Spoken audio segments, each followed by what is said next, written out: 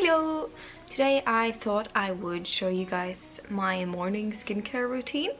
I am very fond of skincare. I like what it can do for me and my skin, and I like to think that I know quite a lot about it just from personal research and my own journey through skincare, if you can say it like that. And you know, trying to revive the YouTube channel now that I finally have a little bit more time to be doing so. So without further ado, let's just jump straight into it, huh? I have washed my face this morning. In the mornings I don't use a face cleanser, like a foam-based cleanser, unless my skin is really oily from the products I used last night, which it isn't today. So this morning rinse consisted of just some lukewarm water splashed on my face, and then I dried it off. Something I find it important to mention is that when I dry off my face after washing it, is that I never rub. I always just towel tap. Because, you know, friction isn't necessarily the best thing, and you don't want to be pulling on your skin too much. I'm gonna start by using a toner this morning. I don't always use a toner. It can be a good step, but it entirely depends on the toner. I'm gonna be using this one here. This is the I'm From Rice toner. I really like Korean skincare, so you're gonna see a lot of Korean stuff jump out here.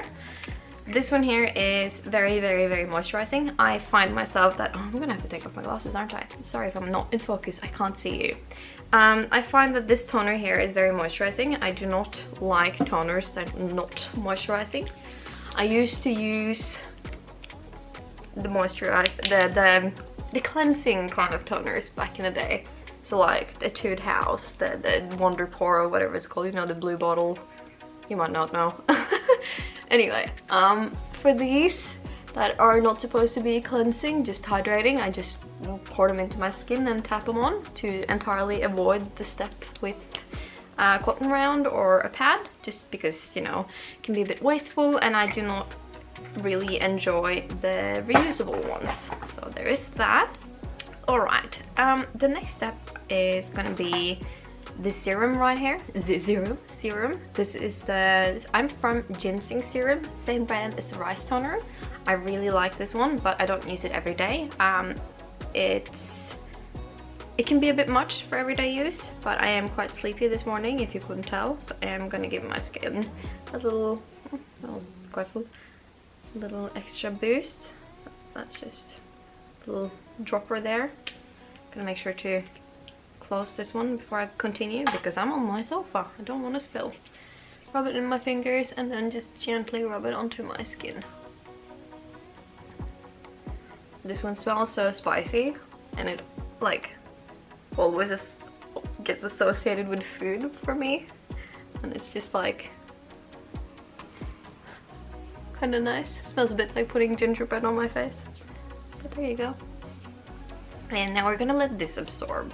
Much of the skincare routine is put on, let absorb, put on, let absorb, if you do multiple steps like I do. So I like to keep my phone nearby or my book and do this while I sort of relax, so it's not a rushed process, just to try to make it a part of my morning routine, if you will, and evening, because, you know, I do this twice a day. The next time I think I'm gonna use this morning is the Cosrx Advanced Snail 96 Mucin Power Essence, a mouthful. This one's actually really nice. I find that it hydrates my skin, and I think it helps with like recovery. So if I have a pimple or like a scar or some breakout or something, I just find that this like helps my skin recover, if that makes sense. I quite like it. I used to think I was allergic to the Snail Mucin products, but it turns out I was just allergic to the one specific brand I had tried. This Cosrx one is actually completely fine. Completely fine, I tell you. I'm sleepy. Anyway, I am now gonna be using the Holika Aloe Calming Emulsion as one of my first creams. So I realized that I should probably talk a little bit about the different steps in my skincare routine, because not everyone that watches this is gonna understand what the heck I'm on about and why there are so many steps, why I'm doing so many things. And that's basically, so I'm following, or I started with a multiple step skincare routine as a part of trying Korean skincare, because for the first time. I'm gonna put on my glasses because like I'm literally blind, I can't see. So Korean skincare very often believes in different products for targeting different things for your skin.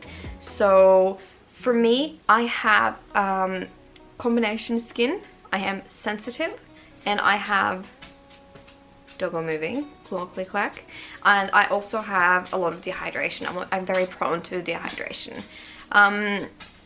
So basically what that means is that I can get breakouts quite easily. I can get dry skin, both in terms of dehydration and actual dryness, but I can also get oily parts, and I also struggle with eczema on daily. So, you know, just a lot of little things going on there. And basically by using a different product for targeting different areas, you can, well, in theory, a lot of people get a more wholesome experience. Some people just don't react very well to many products at once at all. So, you know, skincare is all a very, very personal thing. Some people, you can't say it's wrong, like if it works for you. So my advice with skincare is to just experiment and find out what works for you, and to give your skin time to like see whether it works for you or not. So for instance, I've been talking a lot about hydration. This one here and this one here are one of the few things I find that gives me the most hydration. And hydration can be given to your skin in 2 different ways. So when we speak hydration, you can, like, your body and your skin can be thirsty for both water-based products, but it can also be thirsty for oil-based products. So when we speak about dehydration, it's usually in the form of your skin needing water, whereas if your skin is dry, it's very often a matter of needing more oils in the products you use. And if you have both, which I can experience at times, like I can be dehydrated but still also have like dryness in my skin, then you're gonna have to target both. And that's just the way it is with skin. Sometimes like your skin can be all over the place and it might not make sense, which is why it's so individual. But anyway, those 2 I just held up, those target hydration in form of water. And then for the next product I'm going to be using is this one here. This is the Cerave Moisturising Lotion, and this is like my last before sunscreen, and that targets the oils. So, you know, your skin needs a little bit of everything, much like the rest of your body does. So find out what works for you. This is just me sharing what works for me and the products I like to keep my skin the way it's looking on camera right now. Before I chat too much, I am going to be getting onto eye cream. I really like this brand here. As you can tell, this is I'm from Ginseng eye cream, and I find that this cream here, it's really, really good for the general hydration of my under eye areas. They can be the more drying of them all.